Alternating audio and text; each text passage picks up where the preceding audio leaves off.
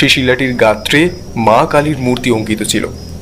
সেটিকেই সকল মায়ের মূর্তি ভেবে পূজা করতে থাকেন। এতকাল সেটি ওই গাছের তলাতেই পূজা পেয়ে আসছিল।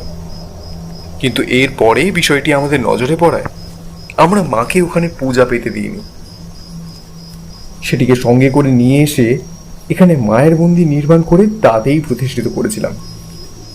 তবে ওই জায়গাটি মানে যেখানে মায়ের শিলা পাওয়া গিয়েছিল, সেখান থেকে এটি তুলে আনবার পর থেকে গ্রামে নানান রকমের অঘটন ঘটতে শুরু করে।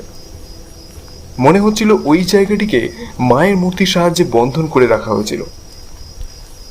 অশুভ শক্তির প্রভাবকে খণ্ডন করবার উদ্দেশ্যেই মা ওখানে বিরাজমান ছিলেন। কিন্তু ওই জায়গাটির সাথে আমাদের ধারণার সম্পর্ক কোথায় সেটাই আন্দাজ করতে পারছি না। আমি বাচস্পতির কথাগুলি শুনতে শুনতে ওর বাসা